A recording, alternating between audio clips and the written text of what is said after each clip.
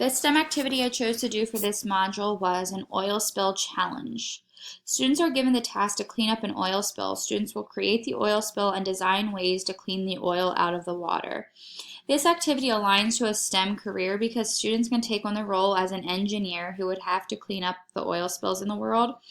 Also, students would be able to think as a marine biologist who would study the impact the spill had on the animals.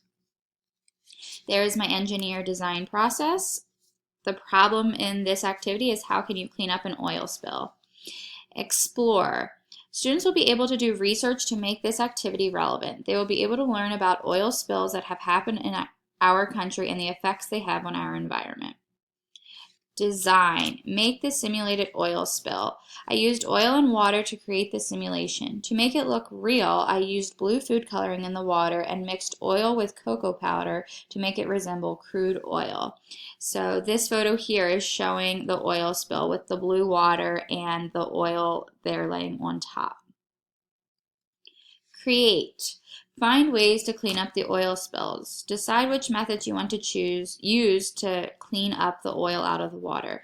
I decided on things that I had around my house. Students would be able to brainstorm things that worked for them. I used spoons, cotton balls, coffee filters, and Dawn dish soap. Try it out. Use your different techniques to find the most effective ways to clean up the oil. The first photo is a result of absorption using cotton balls. The second picture is a method of skimming. I skimmed the water using spoons or coffee filters. And the third is where I applied Dawn dish soap to the water. As you can see, the water isn't really clean, but it's not as separated and a little bit sudsy. After the experiment, I would conclude that the best technique for this would be absorption. I feel I got the most oil that way.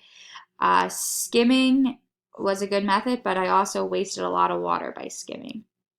To make it better, I could make the experiment more real by maybe adding some feathers in the water so it had more of an effect of the animals that suffer from oil spills, as well as make smaller examples. So have a miniature oil spill and just use skimming in that container, and then another one for just absorption so the students could see the results of the water with each technique. The way that this activity aligns to STEM practices for science, develop and use models. They would have to explain which method worked best and construct explanations. They have to interpret their results. Engineering, they have to define the problem, clean an oil spill. Develop and use models. They're using different methods to clean the oil. Design solutions. They have to decide which methods work best for cleaning oil. And for technology, they could recognize the role that technology plays in advancement of science.